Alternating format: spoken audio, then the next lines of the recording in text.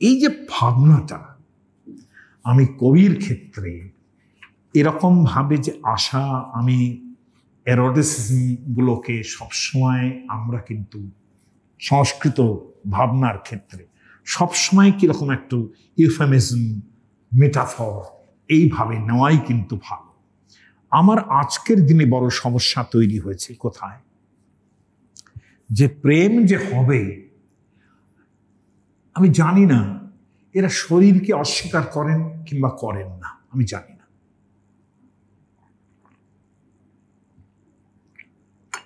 আমি সেই ঘটনাটা পুরোপুরি বলছি না, কিন্তু একটা সময় কানাডার একটা জায়গায়, সেখানে একটা জায়গায় একটা ছোট্ট কলেজ রে, ওখানকার দিনের যে কলেজগুলো হয় খুব চারপাশে ক্যাম্পাস থাকে, সেখানে কলেজটা রয়েছে, একটা মেয়েদের কলেজ।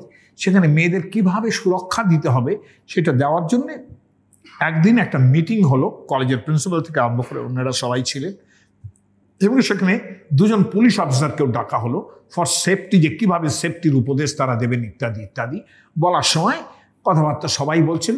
কিন্তু এই পুলিশ অফিসার দুটোর মধ্যে একজন ফট করে বলে উঠেছে, দেখো এখানে যেটা তোমরা থাকবে সেখানে তোমাদের একটা, উনি বলছেন যে একটা ওয়েসিসের মতো, যে জায়গাটায় অনেক বিভিন্ন রকমের মাল্টিকালচার লোক থাকে, মানে যেটা একটু সন্দেহ প্রকাশ করছেন যে লোকগুলো অত ভালো নয়। হ্যাঁ, কাজে সেই জায়গায় ইউনিভার্সিটি ক্যাম্পাস হয়েছে, সেখানে সেফটি, মেয়েদের যাতে সেফটি থাকে, কিভাবে থাকবে সেটার জন্য ব্যস্ত হচ্ছেন। পুলিশ অফিসারটা হঠাৎ করে বলে ফেলেছেন মুখ দিয়ে যে দেখো ভাই, এখানে তোমাদের মেয়েদের প্রতি আমাদের উপদেশ, ডোন্ট অ্যাক্ট লাইক স্লাটস, এখানে যেন খারাপ ড্রেস পরো না, শর্ট ড্রেস পরো না, এরকম ভাবে একটুখানি, ব্যাস হয়ে গেল। তারপরের দিন থেকে ওখানে আন্দোলন আরম্ভ হলো, মহামহিমরা আন্দোলন করতে আরম্ভ করলেন, উইমেন লিবার্টাইন যারা প্রচণ্ডভাবে আন্দোলন করতে আরম্ভ করলেন। সেই অফিসারকে শেষ পর্যন্ত ক্ষমা চাইতে হয়, তিনি বেঁচে যান কোনো ক্ষমা চেয়ে। কিন্তু এর যে চাপ, যখন এখানে কোনো প্রসঙ্গ নেই তখনও এখানে সেই চাপটা এসে পড়লো, এবং বিনা কারণেই কোথা থেকে সবাই বুঝতে পারলো না কেন হলো, কি হলো। এখানেও দিল্লিতে পদযাত্রা হলো, এখানে যাদবপুর ইউনিভার্সিটিতে পদযাত্রা হলো, এবং ওনারা কেউ বুঝতে পারলো না যে কেন হলো। এটা নাকি সেই কানাডার যে ঘটনাটা ঘটেছে তারই প্রতিবাদে নাকি এগুলো ঘটছিল, বেশ। এবং সেখানে বলা হলো, এখানকার যারা ছিলেন তাদের সমস্ত শেখানো হলো যে দেখো ভাই, 36 সেকেন্ড পরে এটা আরো কমিয়ে নিয়ে আসা হয়েছিল, 14 সেকেন্ডের বেশি যদি একটা মেয়ের দিকে তাকাও তাহলে সেটা পানিশেবল অফেন্স হবে। আমার মহাকবিরা কোথায় যাবেন? কালিদাস কোথায় যাবেন? রবীন্দ্রনাথ কোথায় যাবেন? রবীন্দ্রনাথ তো আঁখি যদি আজ করে অপরাধ করিও ক্ষমা, এই যে সব করেছেন না, মানে কত বড় অন্যায় করেছেন, তার আঁখির কি অবস্থা। হ্যাঁ, একটা চোখ দিয়ে দেখাও যাবে না, এ তো মহা সমস্যা দাঁড়িয়ে গেল। আমি জিজ্ঞাসা করছি, প্রেম কি এভাবে হবে? না দেখে হবে? কেউ যদি দেখলো তার কোনো রকম কিছু হবে না। আমি একটা মহিলা সভায় বলতে গিয়েছিলাম, সেখানে সবাই মেয়েরা ছিল। হ্যাঁ, এ কথা আমি বহু জায়গায় বলেছি, সমস্ত মেয়েরা, সমস্ত মানে কলেজটাই মেয়েদের কলেজ। এখানে একটা সেমিনার হবে, সে উইমেন ট্রাফিকিং, অমুক তমুক ইত্যাদির উপরে, উইমেন এম্পাওয়ারমেন্ট ইত্যাদি, তার উপরে বিশাল বক্তৃতা হবে। প্রথমে একজন পুরুষ মানুষ আছেন, তিনি বলবেন, আর আমি হচ্ছে পুরুষ মানুষ লাস্টে বলবো, এরকম অবস্থায় আছে। আর সবাই মহিলারা। প্রথম পুরুষ মানুষ যিনি বললেন, তিনি এমনভাবে বললেন না, মনে হলো সমস্ত পুরুষ মানুষের এখন মানে মরে যাওয়া উচিত, তারা সকলেই লম্পট, এটা মনে হলো। আর মেয়েরা তো আরো বললেন, এমন একবার ফাটিয়ে দিলেন একেবারে। আমি শেষ জায়গায় বসে আছি, আমাকে শেষে বলতে দিয়েছেন, আমি একবারে সন্ধ্যা ঘনিয়ে এসছে, তখন বললাম যে আজকে আপনারা ছেড়েই দিন, অনেক তো শুনলেন, আর আমার শোনার প্রয়োজন নেই, আমারও আর শোনানোর প্রয়োজন নেই। তখন বলছেন যে সে কি কথা, আপনাকে লাস্টে দিয়েছি, আপনাকে সবাই শুনবে বলে আপনি লাস্টে রেখেছি, সবাই আছে দেখছেন না? বললাম সে আছে দেখছি, কিন্তু আমার নিজেরই আর বলার খুব ভয় করছে। বলছে যে কেন ভয় পাচ্ছেন? বললাম যে যা শুনলাম এতক্ষণ, আমি তো তার বিপরীত কথা বলবো, তাই জন্য ভয় পাচ্ছি। তো বলছে যে না আপনি বলুন। আমি তখন সবাইকে অ্যাড্রেস করে বললেন যে আমার একটা কথার আগে উত্তর দিন, তারপরে আমি বলবো। বলে কি কথা বলুন? আমি দেখুন, এমন যদি একটা আদর্শ সোসাইটি হয়, যারা আপনারা আছেন সামনে, অনেক বয়স্ক অধ্যাপিকারা ছিলেন, ছাত্রীরাও ছিলেন, মানে অধ্যাপিকা যারা আছেন তাদের এখন তো অঘ্রাণে হয়েছে হলুদ, তাই না? একদা সবুজ পাতা, অঘ্রাণে হয়েছে হলুদ। আমি সবাইকে জিজ্ঞাসা করলাম যে দেখুন আপনারা আছেন তো, আমি একটা প্রশ্ন করছি যে এমন যদি একটা আদর্শ সোসাইটি হয় যেখানে কেউ মিথ্যা কথা বলে না, প্রত্যেকে সৎ সাধু চরিত্র প্রত্যেকে, এবং রাস্তায় যদি একটা অসম্ভব সুন্দরী মেয়েকে দেখে, তাহলে সমস্ত যুবক পুরুষেরা মাথা নিচু করে ইষ্ট নাম জপ করতে থাকে, হরে কৃষ্ণ কৃষ্ণ কৃষ্ণ হরে। এরকম যদি হয়, এটা কি আপনাদের ভালো লাগবে? মেয়েদের জিজ্ঞাসা করলাম। মেয়েরা বল না, এইরকমটা নয়, এরকমটা চাই না, তবে একটু বেশি করে, জানেন তো। আর যে সব জিনিসেরই তো লিমিটলেস হয়ে যায়, যে কোনো জিনিসই ভালো যেমন কখনো কখনো লিমিটলেস হয়ে যায়, যেমন এই যে লিমিটলেস ভালোটা, আদর্শ সোসাইটি, কেউ মিথ্যা কথা বলে না। আমি আপনাদের বলছি দেখুন, মিথ্যা হচ্ছে সত্যের সমবয়সী। আমি আপনাদের বলছি এই যে দিন, তার সমবয়সী কিন্তু রাত্রি। আপনি যে শান্তির কথা বলছেন, তার সমবয়সী অশান্তি। তাহলে এগুলো ছাড়া what is the spice in society?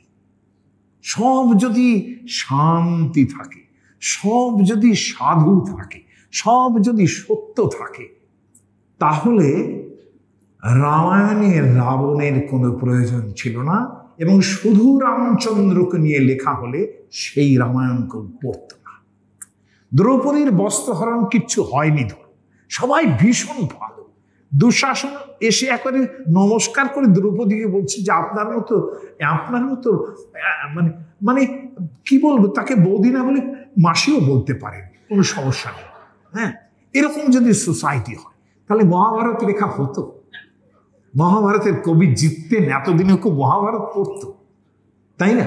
তাহলে এই যে জায়গাটা, তা আমি সম্পূর্ণ ইরোটিসিমের জায়গা ছেড়ে প্রেম, পরিণত প্রেম, সেখানে কোনো কামগন্ধ নেই, ইম্পসিবল। আমি তখন ওই সভাতে মেয়েদের সম্বন্ধে বলতে আরম্ভ করলাম, এবং প্রথমেই এটা বললাম যে দেখুন, আঁখো কি গুস্তাফিয়া মাফ, এটা কিন্তু ক্ষমা করুন। যে মেয়েটা এটা শুনেছিল, সেও বলেছিল যে আপনিও কিন্তু আমাকে ক্ষমা করুন। উঠি আঁখে जो बात ना कह सकी, झोंकी आंखें वो कहती है, তাই না? তাহলে যে মেয়েরা যে চোখে তাকাচ্ছে না, এই যে শকুন্তলা যখন তিনি ভাব বিতরণ করছেন, প্রথম আসছেন দুষ্যন্ত, কত বড় ছোট লোক এই রাজা, তিনি নাগরক পুরুষ, তিনি উপস্থিত হয়েছেন।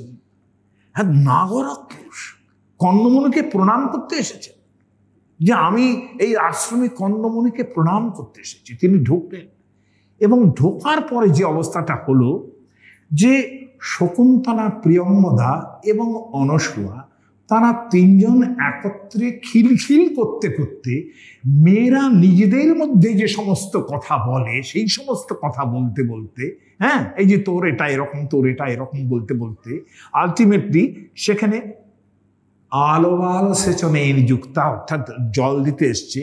রাজা বলছেন, কি করলেন তিনি? প্রথমেই একটা লতার অন্তরালে লুকিয়ে গেলেন, পুরুষ মানুষ বলে মেয়েদের কথা শুনছে, একান্ত নিজের ঘরের কথা শুনছেন। হ্যাঁ, শুনতে শুনতে এটাও বলছেন, অহো মধুর মাসান দর্শন, এদের দেখতে কি সুন্দর। আমার মনে আছে এটাও একটা সমস্যা হয়েছিল আমার। আমি ইন্টারভিউ দিতে গেছি, আমাকে বলছেন আচ্ছা এই শকুন্তলা, অনসূয়া, প্রিয়ঙ্গদা, তিনজনকে রাজা তো দেখেছিলেন, তো শকুন্তলাকেই তার পছন্দ হলো কেন? বললাম কি আশ্চর্য, যার যেথা মদে মন, কি বা হাড়ি কি বা ডোম। হ্যাঁ, এটা কি বলছেন? হ্যাঁ, এর উত্তর শুনে তিনি খুশি হলেন না, তিনি নানান রকম বলতে থাকলেন যে এটা তোমার ঠিক বলা উত্তর হলো না। সে তো ঠিকই, উত্তর তো ঠিক হয়নি, আমি এমন কথা বলেছি, এ তো বাজে কথা, ভালো কথা নয়। চাকরিও হয়নি। আমি প্রায় 33টা কলেজে ইন্টারভিউ দিয়ে এইভাবে চাকরি নষ্ট করেছি। হ্যাঁ, তারপরে নবদ্বীপে গিয়ে জায়গা পেলাম। চিন্তা করুন, মহাপ্রভুর চরণতলে গিয়ে জায়গা পেলাম যে তুই এত খারাপ কথা বলিস, আয় নবদ্বীপে। তো এই হচ্ছে আমার অবস্থা। তো এই যে ঘটনাটা রাজা দেখছেন, দেখে তার প্রথম ভালো লাগছে, তারা সারা অভিজ্ঞান শকুন্তলা বেনের প্রথম অঙ্কটা রাজা দেখছেন, কিন্তু শকুন্তলা দেখছেন কিনা সেটা বোঝা যাচ্ছে না। আলটিমেটলি রাজা যখন মানে অনসূয়ার প্রিয়ঙ্গদাই প্রায় প্রেমটা করিয়ে দিলেন, নট এ সিঙ্গল ওয়ার্ড। শকুন্তলাকে মাঝে মাঝে দেখা যাচ্ছে যেটা ব্র্যাকেটে আসছে, শকুন্তলা শৃঙ্গার লজ্জাঙ্গনাটয়তি। শৃঙ্গার উপস্থিত হলে যে লজ্জা হয়, সেই লজ্জায় তিনি মাথা নিচু করছেন। সখীরা কথা বলছে রাজার সঙ্গে। আলটিমেটলি ফার্স্ট অ্যাক্টে শকুন্তলার কোনো শব্দ নেই, প্রেম কিন্তু হয়ে গেল, ভাবা যায়। আলটিমেটলি রাজা যখন ফিরছে বলছেন, আমি তো আমারটা বেশ বোঝালাম, কিন্তু তারটা বুঝলো কি করে? নিশ্চয়ই তারও আমাকে ভালো লেগেছে। কি বলছেন? আমি যখন দেখছিলাম তখন অন্যদিকে তাকাচ্ছিলাম, আমি যখন অমুক করছিলাম তখন। তার মানে রাজার এই অ্যাস্থেটিক বোধটা আছে যে মেয়েরা কি আচরণ করে প্রেমে বললে। কিন্তু আমার সমস্যা হয়ে গেছে আজকের দিনকে। এরা সোজাসুজি প্রেম করে বেরিয়ে গেছে, কিন্তু এখন 14 সেকেন্ডের বেশি তাকানোই যাবে না। এই যে অবস্থাটা, তাহলে আমাদের রসশাস্ত্রের লোকেরা কোন মুশকিলে পড়লেন যারা বলেছিলেন যে নয়ন প্রীতি প্রথমেই আপনার চোখের ভালো লাগাটা হবে, ততও তো সংকল্প, তারপরে তার মধ্যে সংকল্পের উদ্রেক হবে। এই যে ভরতমণির নাট্যশাস্ত্র আছে, সেখানে এইসব কথা আছে, সমস্ত সাহিত্য দর্পণ থেকে আরম্ভ করে সেই সব জায়গায়, যে প্রথমে দেখাই ভালো লাগলো। এইটা যদি না হয় তাহলে কি দাঁড়াতে পারে জিনিসটা? আমার মনে আছে যে এই যে রবীন্দ্রনাথ বলবেন না যে না দেখিবে তারে পরশিবে না, এই যে কথাগুলো রবীন্দ্রনাথ বলছেন, এটা বাড়াবাড়ি রকমের বলে ফেলেছেন। এই যে না দেখি তাহারে হৃদয়ে বিদরে, এটা কিন্তু উল্টো দিকে চলে গেল। অর্থাৎ কিনা পদাবলী সাহিত্য যেখানে বিশাল বিশাল একেবারে মানে পূর্ব রাগের ব্যাপারগুলো আছে, যেখান থেকে আমরা বলি যে এই বিশ্বনাথ চক্রবর্তী যেখানে নয়ন প্রীতি প্রথমং ধরছেন, সেই জায়গাগুলো এমন চমৎকারভাবে আছে, সেটা আমি রবীন্দ্রনাথ থেকে না বলে একটা সাধারণ জায়গা, যেটা সাহিত্য দর্পণকার বলছেন যে শ্রবণাৎ দর্শনাদ বাপি মিথা সংরূঢ় রাগয়, যে শ্রবণ দর্শন ইত্যাদির ব্যাপারেই কিন্তু আগে রাগ উপস্থিত হয়। রাগ মানে অনুরাগ উপস্থিত হয়। চোখ কেন এত ইম্পর্টেন্ট হয়ে যাচ্ছে? চোখ এই জন্যে যে চোখ হচ্ছে এমন একটা জিনিস যা সমস্ত জ্ঞানেন্দ্রিয়কে রিপ্রেজেন্ট করে একা। অন্য সমস্ত ইন্দ্রিয় ততটা নয় যা চোখ করতে পারে। কেন? দার্শনিকরা দেখাচ্ছেন এটা, শঙ্করাচার্য থেকে আরম্ভ করে অনেকেই, তারা দেখাচ্ছেন যে চোখ কিরকম।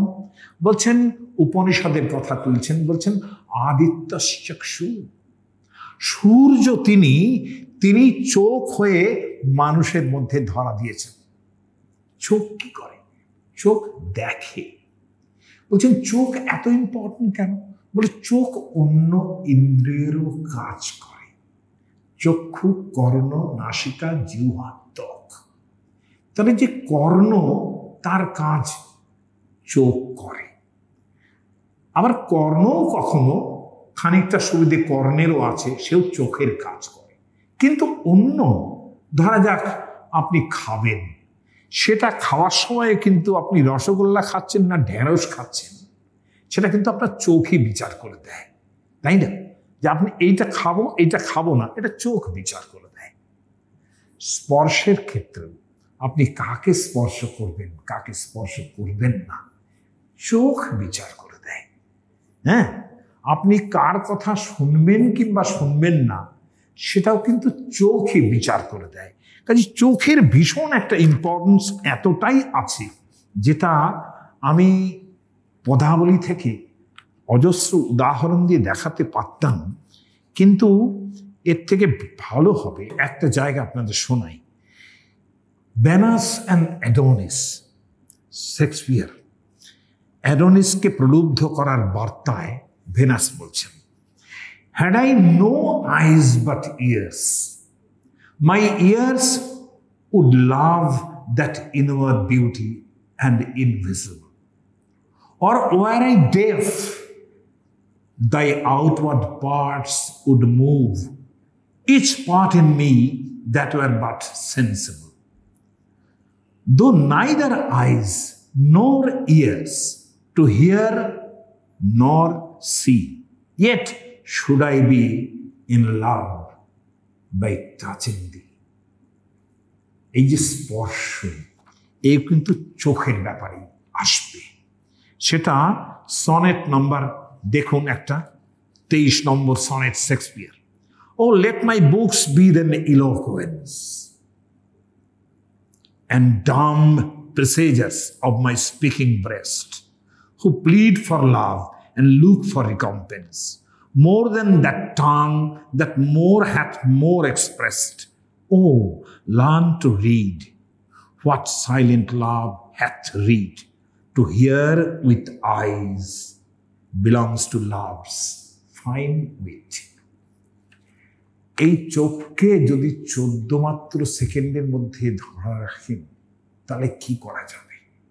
কবিরা মারা পড়ে যান। আর কবিতা, ওই জন্যই বোধ হয় এখন আর কবিতার জন্ম হচ্ছে না সেরকম, যারা কবিতা লেখেন সেরকম কবির আর জন্ম হচ্ছে না, অন্তত শেক্সপিয়ারের মতো তো নয় কেউ। ঘটনা হচ্ছে, আমি একটা জায়গায় এই যে প্রেমের অন্বেষণ করতে বসেছি, সেখানে একটা জায়গায় আমি উদাহরণ দিতে চাই, যে অবিবাহিত জায়গায়, যেখানে মহামতি রুক্মিণী, আপনারা ভাগবত পুরাণ সেভাবে পড়েননি, ভাগবত পুরাণের মতো এত এত ভালো কবিতা কোথাও আছে? যদি থাকে তাহলে আমি বলবো সে একেবারে একেবারে কালিদাসের পরে আর কেউ নেই। ভাগবত পুরাণের মধ্যে এমন এমন কবিতা আছে। আমি একটা জায়গা থেকে একটু জাস্ট বলার চেষ্টা করছি, যে রুক্মিণী, তিনি শুনে শুনে তার ভালো লেগেছে কৃষ্ণকে, সেই কৃষ্ণর সম্বন্ধে তিনি একটা জায়গায়, অর্থাৎ রুক্মিণীকে খুব খারাপ অবস্থার মধ্যে দিয়ে বিয়ে করতে হয়েছে। রুক্মিণীকে তার বাবা এবং তার ভাই কৃষ্ণের হাতে দিতে চাননি। তারা শিশুপাল নামে আর একজন মানুষ, তিনি খুব ভালো লোক নন, তার অত ডিটেলস এখন বলতেও পারা যাবে না, আপনারা মহাকাব্যের জায়গায় গেলে পরে সেটা পড়তে পারবেন।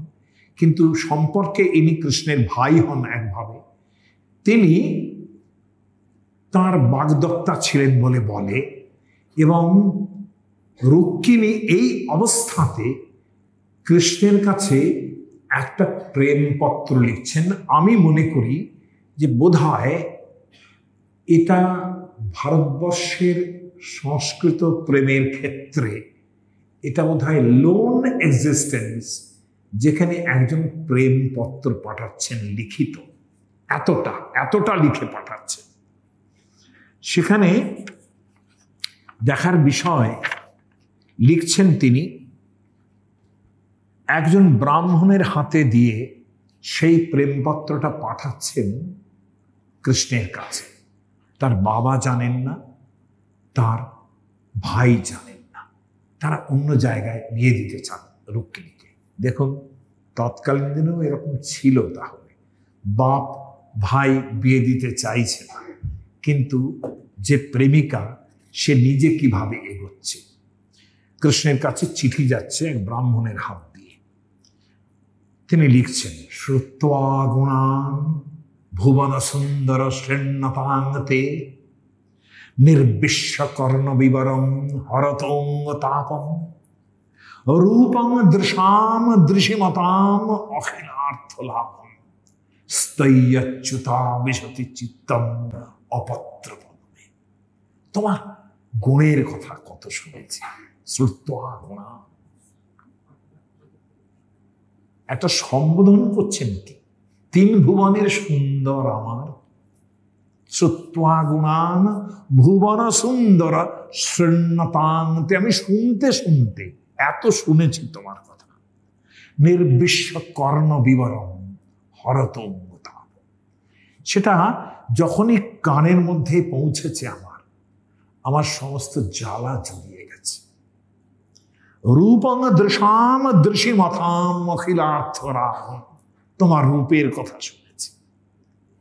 কৃষ্ণের মতো রূপ আর কার হতে পারে বলুন তো?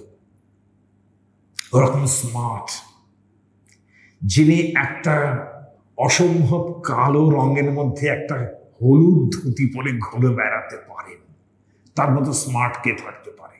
এটা আপনারা ভেবে দেখবেন, যে খুব কালো চেহারা, তার মধ্যে হলুদ ধুতি, হোয়াট আ পার্সোনালিটি! এটা হলুদ রঙের কাপড়, হ্যাঁ, তিনি পরে ঘুরে বেড়ান। এতটা স্মার্ট যে ওই কন্ট্রাস্ট নিয়ে তিনি চলেন। হ্যাঁ, সেই লোককে ভালোবেসে ফেলেছি। শ্রুত্বা গুণান, তার গুণের কথা শুনে, তার রূপের কথা শুনে। আর রূপের কথা মানে কিভাবে বলবো, সে বলতে গেলে আমি মুখর হয়ে পড়ব।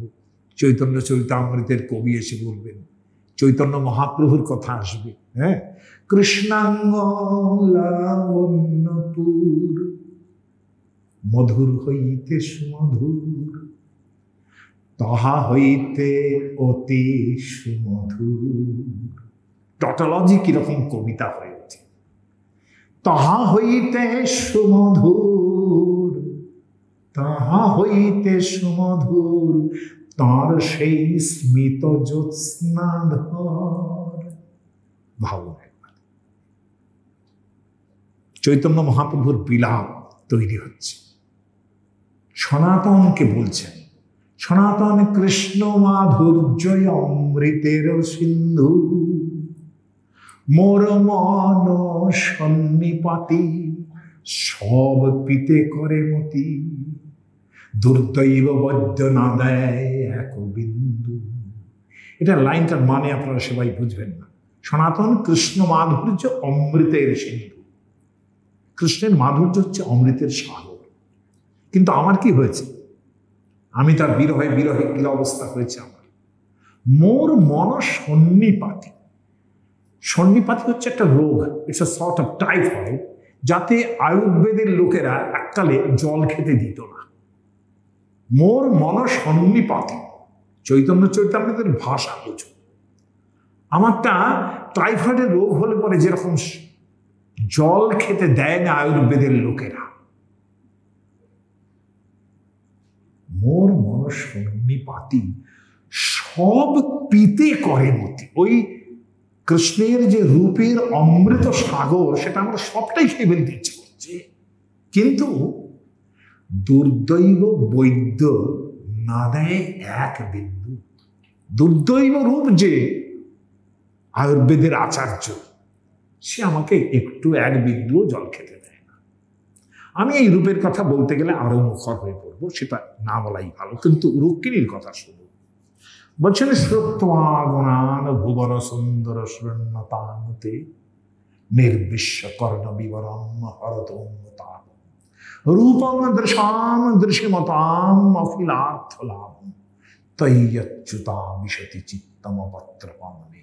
আমি এত এত তোমার কথা শুনেছি, তোমার রূপের কথা, গুণের কথা, যে আস্তে আস্তে আমার সমস্ত মনটা না ভীষণ লজ্জাহীন হয়ে উঠছে। আর আমি লজ্জা রাখতে পারছি না। What an experience, what an expression. আর আমার লজ্জা থাকছে না। অপত্রপম, ত্রপা মানে হচ্ছে লজ্জা। আমার মনটা তোমার মধ্যে যেই প্রবেশ করছে, আর লজ্জা থাকতে পারছি না। আরো শ্লোক অনেক আছে, নিশ্চয়ই আমি সেগুলো বলে বলে আর এটা এত মধুর। কিন্তু একটা জায়গা আমাকে বলতে হবে। আপনারা বলেন না যে উইমেন্স এম্পাওয়ারমেন্ট কিরকম ছিল, বলছেন একটা জায়গায়, স্বভাবিনী তম অজিতোদ বহনে বিদর্ভান গুপ্ত সমিত প্রেতনাপদে বিপরীত। তুমি আসবে, আমাকে নিয়ে যাবে। কিভাবে নিয়ে যাবে? কালকে আমার বিয়ে, এই অবস্থায় আমি অম্বিকার মন্দিরে পুজো করতে যাব। সেই পুজোর সময়ে যে রাস্তা দিয়ে যাব সেইখানে তুমি আড়ালে রথ এনে দাঁড়াবে এবং আমাকে তুমি কি করবে? এটা একটু সংস্কৃত শ্লোকটা পড়ি। সৌভামিনী তম অজিতোদ বহনে বিদর্ভান। তোমাকে তো কেউ জয় করতে পারেনি, এই বিদর্ভ দেশে তুমি এসো। বিদর্ভ দেশের রমণীরা কিন্তু ভয়ঙ্কর বুদ্ধিমতী হয়, বৈদর্ভী। এটা মধ্যপ্রদেশের কথা ভাবনা। হ্যাঁ, উজ্জয়িনী যেখানে আছে। গুপ্ত সমিত প্রেতনাপদে বিপরীত, সঙ্গে সমান তো নিয়ে এসো, একটু দূরে রেখো।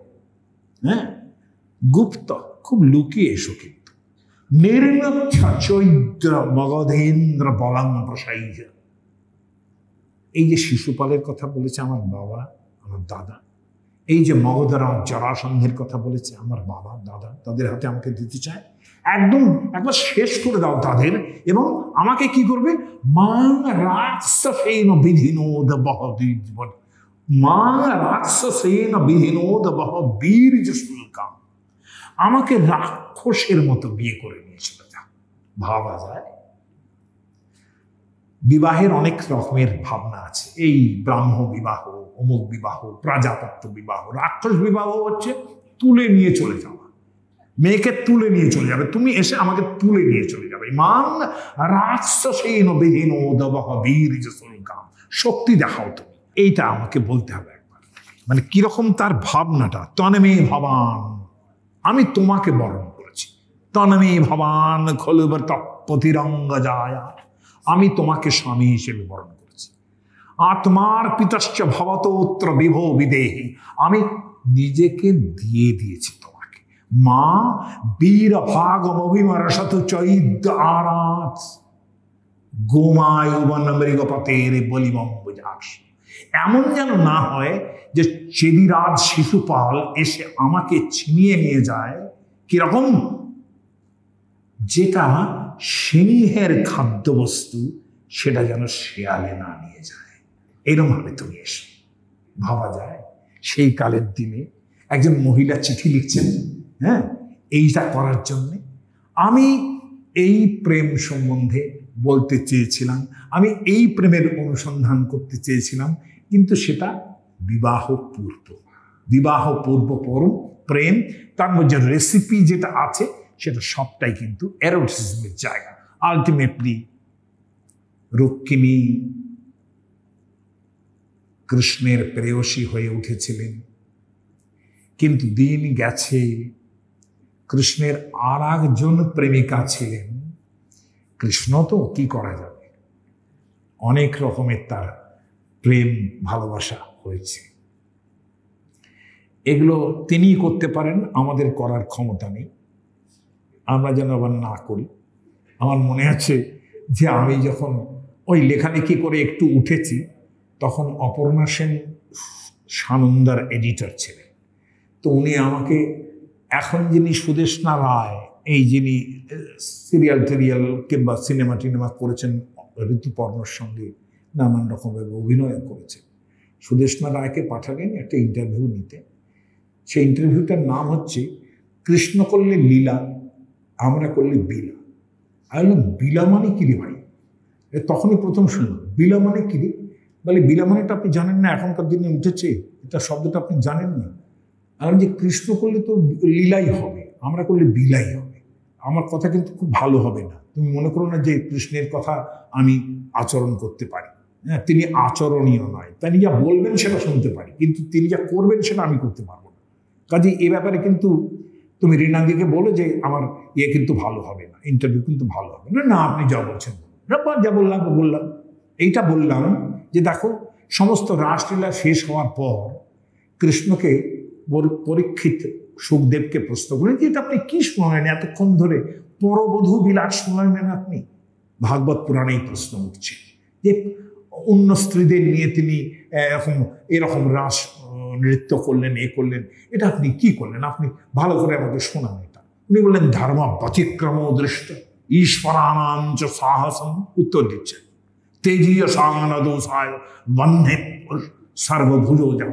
দেখো, আগুন তো সব খেতে পারে, খুব বড় মানুষ যদি হন না, তার এসব মানায়, তোমাকে কিন্তু মানাবে না। তুমি যেন এবার এসব করতে চাও। কেন? বলছেন যে তুমি যদি করো, বলে যিনি এনারা যেটা করছেন এটা হচ্ছে বন্ধে সর্বভুজ যাতা। আগুন যেরকম সব আগুনে পড়লে হয়ে যায়, সে সব খেতে পারে, সব দহন করে ফেলে, কৃষ্ণ সেটা পারে, কারণ তিনি কাম ইত্যাদির ঊর্ধ্বে আছেন। বলেন কি তিনি এত কামনার কাজ করেছেন আর কামের থেকে ঊর্ধ্বে? হ্যাঁ, তিনি কামের থেকে ঊর্ধ্বে আছেন। এটা তোমাকে বোঝাতে গেলে তোমাকে রাসমঞ্চাধ্যায় শুনতে হবে বসে বসে, আর তো সেটা শোনার সময় নেই, কিন্তু তার কথাটা শুনো।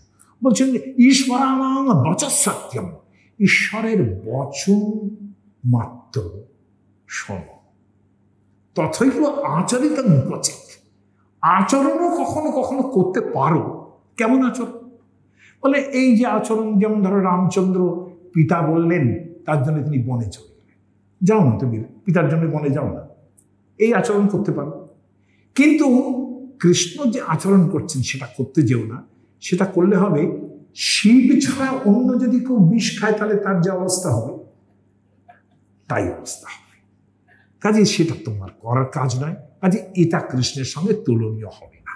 এই যে একটা মানুষ এত এত করছেন, এই যে জায়গাটা, সেখানে আলটিমেটলি তো কৃষ্ণের যে প্রেম, সেটা তো পরবধূ বিলাসের দিকে যাবে, এবং তার সেটা এমনই একটা জায়গা যা উপনিষদ থেকে ব্যাখ্যা করতে হয় শেষ পর্যন্ত। কেমন? সেটা হচ্ছে আস্বাদন।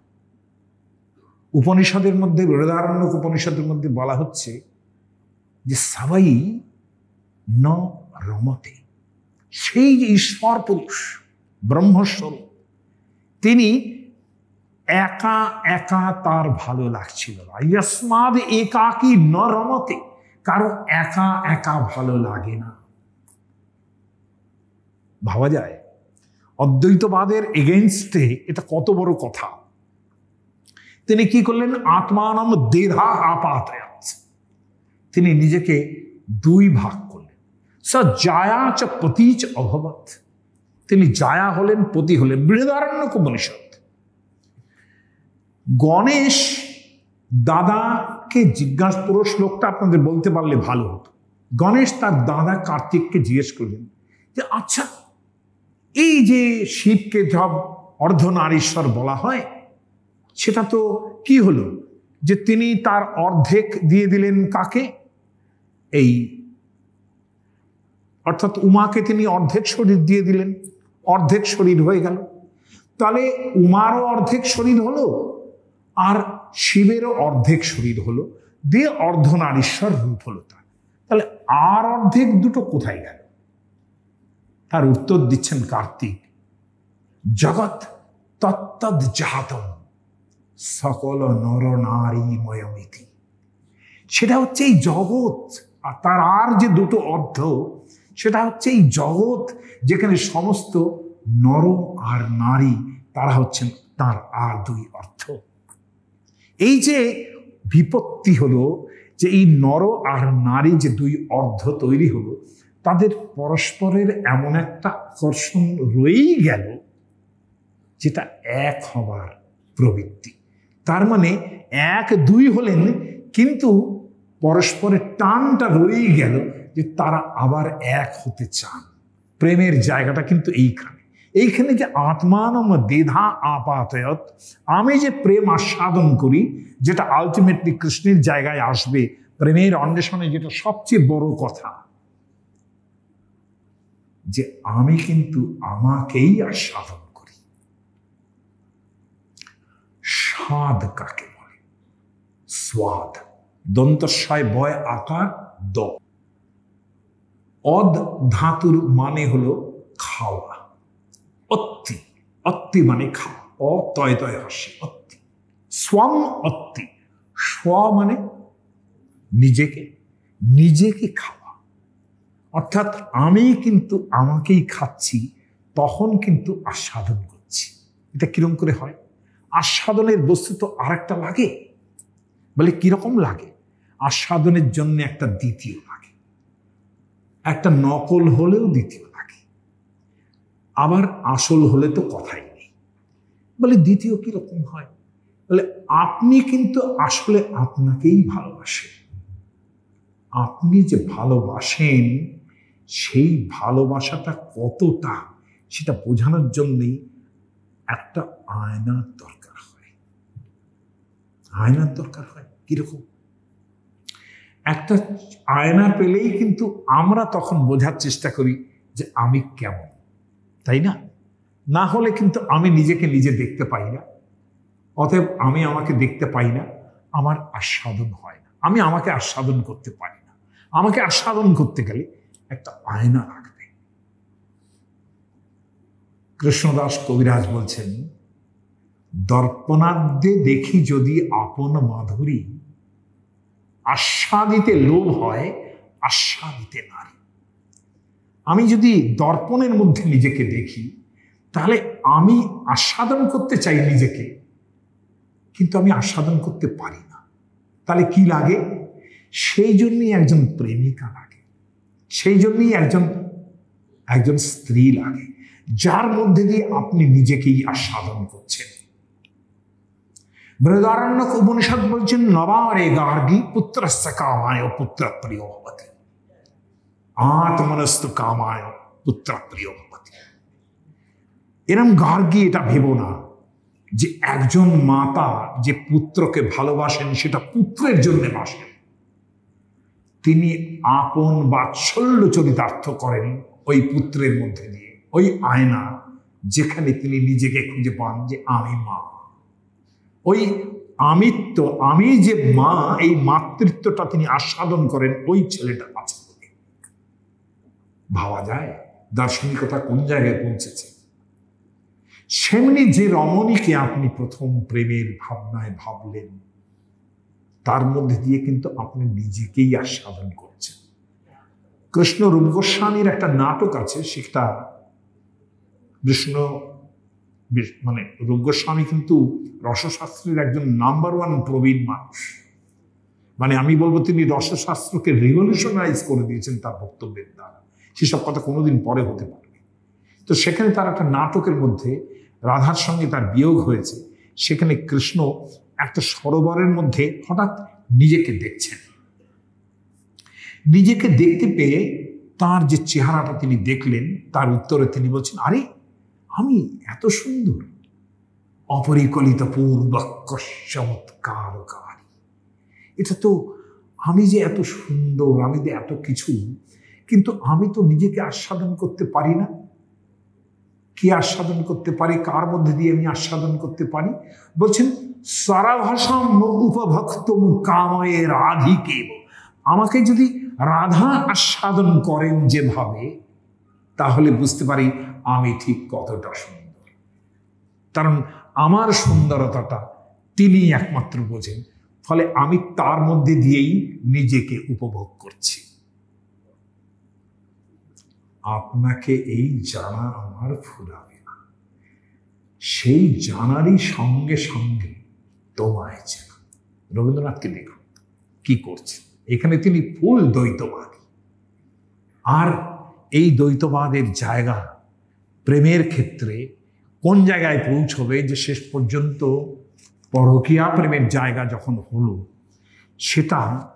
এটা আমি বহু ব্যাখ্যার মধ্যে যাচ্ছি না। এটা বলতে গেলে অনেক অনেক অনেক কথা বলতে হবে। কিন্তু এটা আমি জানি যে প্রেমের ক্ষেত্রে এই যে পরকীয়ার আগমন, এটা কিন্তু এই জন্যে নয় যে পরকীয়া করো, এটার জন্য নয়। পরকীয়াটা এস্থেটিক্যালি এসছে, অন্তত ফিলসফিক্যালি এসছে কেন? যে প্রেমের ক্ষেত্রে দুটো জিনিস লাগে প্রেমের অনুসন্ধানের, এটাই সবচেয়ে বড় কথা। সেটা কি? একটা হচ্ছে বার্যমানতা। বার্যমানতা মানে আমি কতটা প্রেমিকা ধরা না দিচ্ছি, তাকে বারবার আটকে রাখা হচ্ছে। এই যে বার্জমানতা, বাধা, এই বাধা না থাকলে পরে প্রেমের কোনো মূল্য নেই। এবং সেই বাধাটা সবচেয়ে বেশি আসতে পারে একজন বিবাহিত পুরুষের কিংবা বিবাহিত মহিলার ক্ষেত্রে, তাই না? তাহলে বার্জমানতার চরম দেখানোটা, যেখানে কি হয়, যেখানে নিরন্তর মানে চিন্তার নৈরন্তর্যটা এমন থাকে যেখানে নিজেকে একাকার করে ফেলা যায়। চিন্তার নৈরন্তর্য দার্শনিকরা বোঝাচ্ছেন যে একটা কাঁচ পোকা, সেটা তিনভাবে হতে পারে: ভয়াত, স্নেহাত, ভয়ের থেকে হতে পারে, শত্রুভাবে হতে পারে। যে শত্রু সেও কিন্তু, সেটা ভাগবত পুরাণে এই প্রশ্ন উঠেছে এবং অন্যান্য জায়গাতে উঠেছে, যে ভয় থেকে, ভয়ে কি হয়, সব সময় কিন্তু আপনি তার কথা ভাবছেন যার কাছ থেকে ভয় পাচ্ছেন। শত্রু যে শত্রু তার কথা আপনি সবসময় ভাবছেন। এই যে চিন্তার নৈরাত্ম্য, যা এটা আপনাকে একাকার করে দিচ্ছে।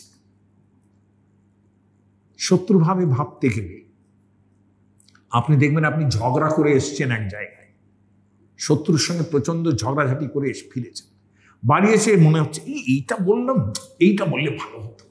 আপনাদের না হতে পারে, আমার হয় এরকম। হ্যাঁ, যে এইটা বলতে, এইখানে এইটা বলতাম না, ও একেবারে ঠিক হয়ে যেতে পারে। আবার সেখানে বউও বলতে, তুমি এইটা বলতে পারলে না, তুমি ঠিক এটা বলে তো হতো। এই যে নিরন্তর চিন্তা করছি, এটা তার সঙ্গে একাত্মক করে তোলে, যার জন্যে ভগবান শত্রুভাবে কিন্তু 3 জন্মে ধরা দেন। এমনি জন্ম হলে 7 জন্ম লাগে তাকে পেতে। কিন্তু এই চিন্তার নৈরন্তর্য সবচেয়ে বেশি আসে পরদারিকার ক্ষেত্রে, অর্থাৎ পরদার, এই যে পরস্ত্রী, তার ক্ষেত্রে। এটা কিন্তু আচরণীয় নয়, কিন্তু প্রেমের ক্ষেত্রে এই শ্রেষ্ঠতা দেখানো হয়েছে এই জন্যে যে চিন্তার নৈরন্তর্য, আমি রন্ধনশালাতে যাই, তোয়া মধু গুণ গাই, ধোঁয়ার ছলনা করি কান্দি। রান্না করতে গেছি, রন্ধনশালাতে যাই, তোয়া মধু গুণ গাই, ধোঁয়ার ছলনা করি কান্দি। এই তো, তার মানে সব সময় যে চিন্তা, এই চিন্তা আলটিমেটলি পরদারিকতার স্থান দিয়েছে, এবং স্বয়ং ঈশ্বরের ক্ষেত্রেই কিন্তু এটা একমাত্র প্রযোজ্য। অন্য ক্ষেত্রে প্রযোজ্য হতেই পারে, কিন্তু ঘরে সামলানো তো খুব কঠিন ব্যাপার হয়ে যাবে, তাই না? সেখানে আমি একটা জায়গা বলে আমি শেষ করব। এবার শেষ করব। দেখুন, 3টে কথা বলি। একটা হচ্ছে অবধারিতভাবে একটা এরোটিক্সের জায়গাটা প্রেমে পৌঁছানোর জন্য লাগবে, নেসেসিটি। সেটা কি? একটা হচ্ছে, কবি বলছেন, ইন্দুর যাত্রা ন নিন্দ্যতে। এমন একটা জীবন যদি হয় যেখানে কখনো চাঁদকে গালাগাল দিই না,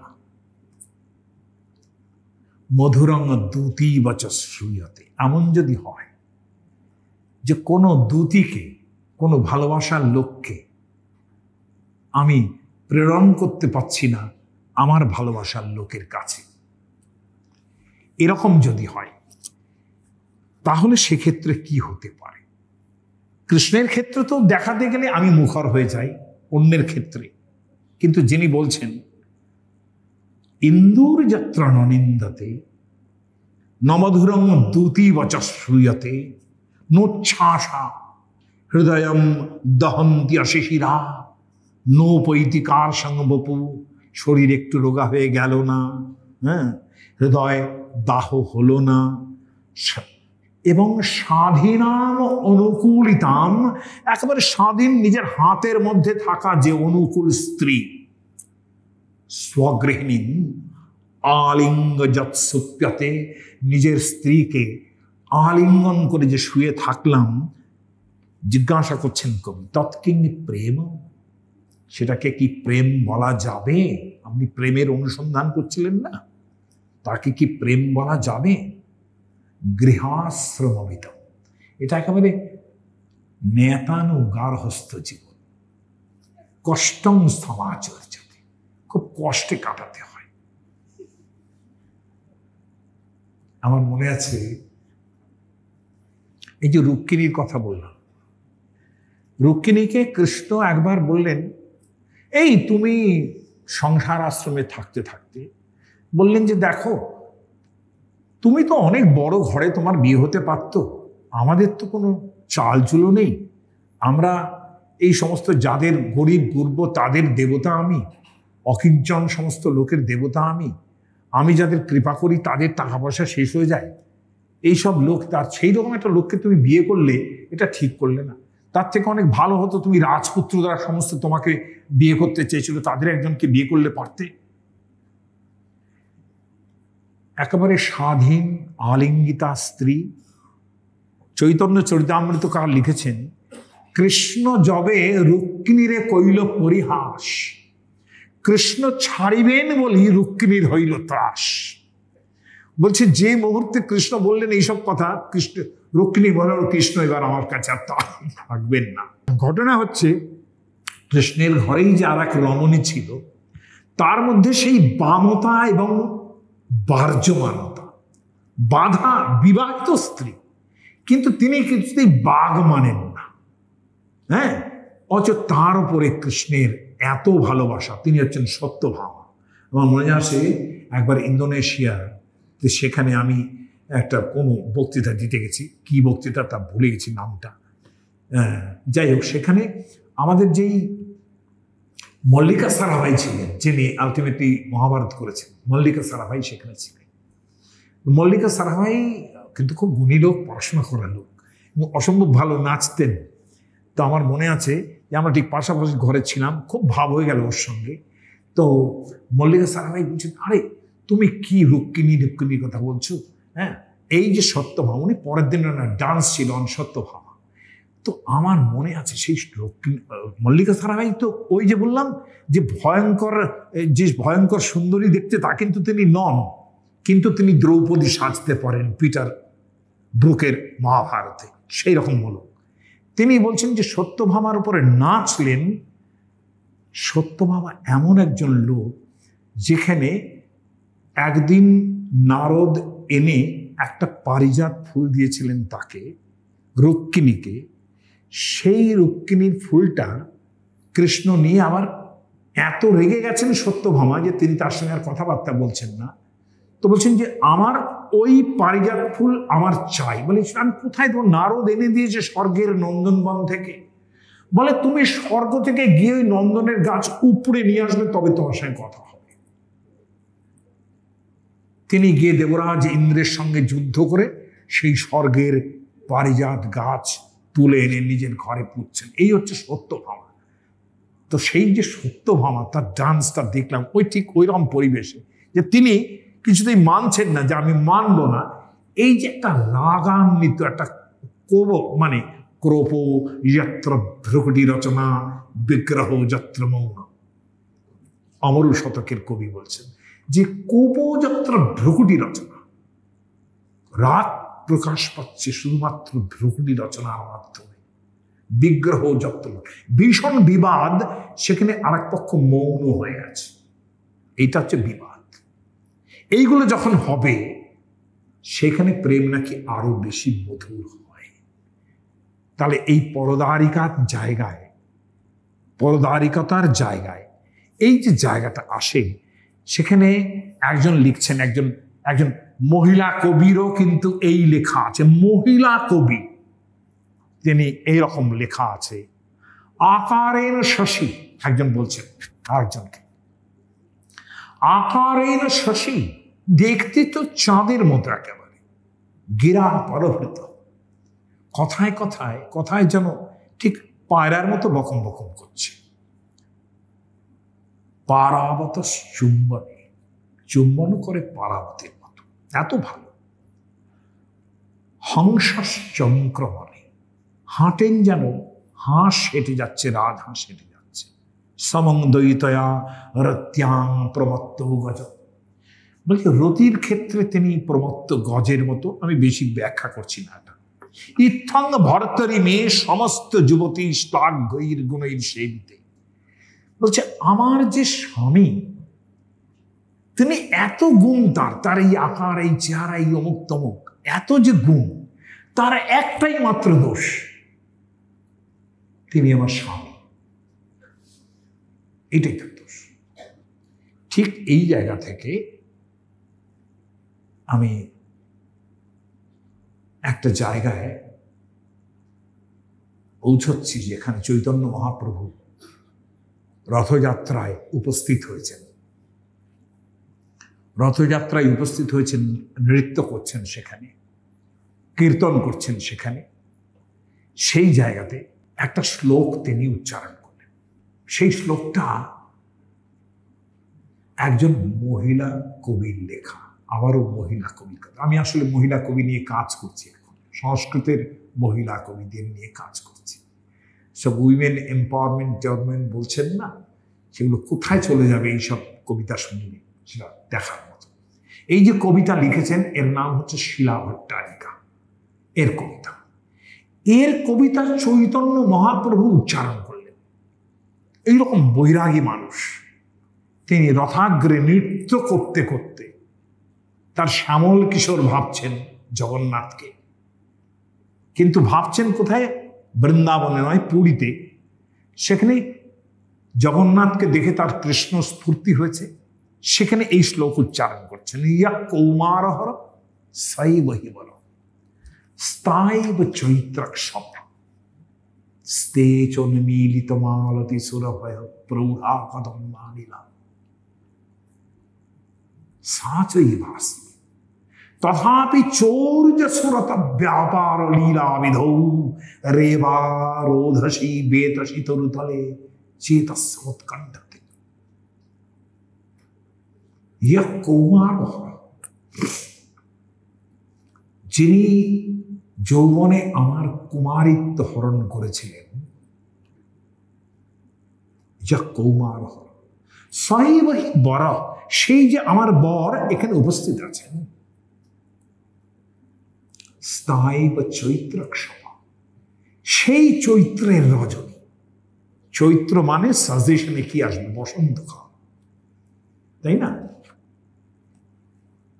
চৈতি পবনে মম চিত্ত বনে ইত্যাদি।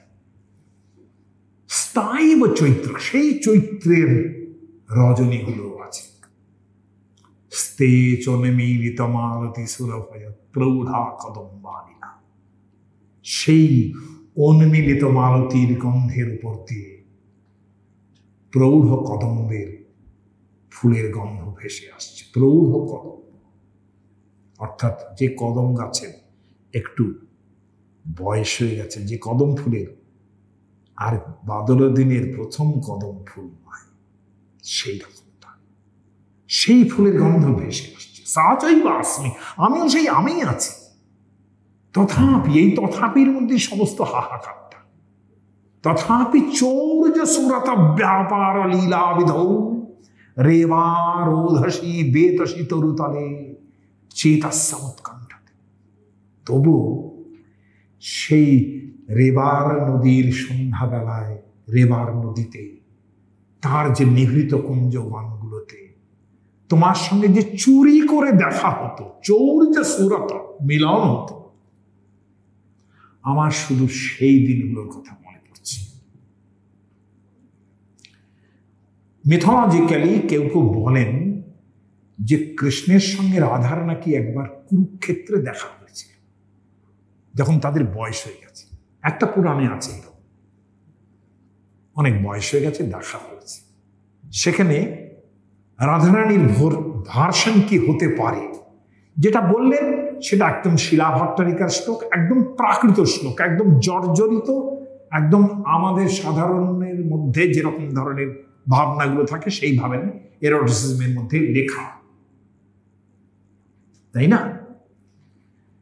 যখন চৈতন্য মহাপ্রভু এই শ্লোক উচ্চারণ করলেন, তখন সমস্ত যারা পুরীতে কীর্তন করছে তারা বললেন, সবে কহে এই প্রাকৃত শ্লোক কেনে উচ্চারিত, এইরকম একটা প্রাকৃত শ্লোক কেন উচ্চারণ করলেন চৈতন্য মহাপ্রভু? অর্থাৎ একেবারে জর্জর শৃঙ্গারে ভরা এরকম একটা শ্লোক মহাপ্রভু উচ্চারণ করছেন। সবে মাত্র বোঝে রূপ, রূপ বোঝেন রূপ গোস্বামী, আর বোঝেন স্বরূপ দামোদর। কিভাবে প্রমাণ হলো? পরের দিন সকালবেলা চৈতন্য মহাপ্রভু যাবেন সমুদ্র স্নান করতে। রূপ গোস্বামী তিনি একেবারেই পুরীর মন্দির পর্যন্ত যান না, তার নিজের অনেক বাতিক ছিল। তিনি ভাবতেন আমি ম্লেচ্ছ সভ্য করেছি, ম্লেচ্ছ রাজার মন্ত্রী ছিলাম, আমি যাব না, আমি এখানেই থাকবো।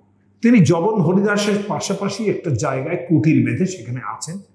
সেইখানে চৈতন্য মহাপ্রভু গিয়ে দেখলেন রূপ গোস্বামী আবার স্নান করতে গেছেন, তিনি দেখা করতে এসেছেন রূপ গোস্বামীর সাথে। এসে দেখলেন একটা শ্লোক, তখনকার দিনে তো ভেজিটেবল ডাই দিয়ে লিখতে হতো, তাল পাতার উপরে লেখা, সেটা শুকোতে দিয়েছেন চালের উপরে। রূপ গোস্বামী স্নান করতে গেছেন, নজরে পড়ল চৈতন্য মহাপ্রভুর একটা শ্লোক।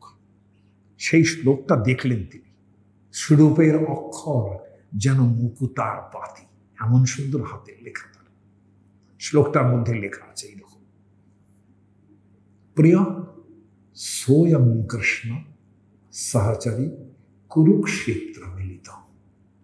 আমার সেই প্রিয় সহচরীকে বলছেন রাধারানী, আমার সেই প্রিয় কৃষ্ণ প্রিয় প্রিয়তম, তার সঙ্গে আমার কুরুক্ষেত্রে দেখা হল। কুরুক্ষেত্র কিরকম জায়গা? একদম রণভূমি, ক্ষত্রিয়ের গণ এইখানে ঘোরাফেরা করছে। প্রিয় সোয়ং কৃষ্ণ সহচরী কুরুক্ষেত্র মিলিত তথাহম সা রাধা, আমিও সেই রাধা রাধাই আছি। সগম ভয় সঙ্গম সুখম, আমাদের দুজনের যে মিলন সেটাও তো হলো। তথা পন্তক্ষেলন মধুর মুরলী পঞ্চম জুষে মনোমে কালিন্দী বিপিন পরিণায় স্পৃহয়তি। তবুও এই এত দেখা হলো, এত কিছু হলো, কিন্তু আমার মনে হচ্ছে আমি যদি সেই বৃন্দাবনে তার সঙ্গে যদি দেখা হতো, যেখানে যমুনার হাওয়ায় ভেসে আসা কৃষ্ণের সেই মধুর মুরলীর পঞ্চম টান আমার কাছে ভেসে আসতো, আমার সেই যমুনা পুলিনের কথা মনে হচ্ছে। আসলে চৈতন্য মহাপ্রভু রাধা ভাবে আছেন। তিনি জগন্নাথকে যখন দেখছেন তখন সেই ঐশ্বর্য মূর্তি দেখছেন, ঐশ্বর্য মূর্তি। জগন্নাথ তিনি তো মাধুর্যের মূর্তি নন, তিনি তো গোপবেশ বেণুকর নবকিশোর নটবর্তী নন। ফলত তাকে দেখে মনে হচ্ছে এ কোন কৃষ্ণ, তার জন্য তার সঙ্গে আমার দেখা হলো। তথাহম সা রাধা, আমিও সেই রাধা রাধাই আছি। সদিদম উভয় সঙ্গম সুখম, মিলন হল। তথা পন্তক্ষেলন মধুরী মধুর মুরলী পঞ্চম জুষে মনোমে কালিন্দী পরিণায় স্পৃহয়তি। সেই বৃন্দাবনের জন্য যেখানে যমুনার হাওয়াতে ভেসে আসতো সেই পঞ্চম সুর, তার জন্যে আমার মন কেমন করছে। তাহলে কি প্রেম শেষ পর্যন্ত তার স্বরূপে একটা অন্বেষণই শুধু থাকলো না? আমার সেটাই বক্তব্য। Thank you.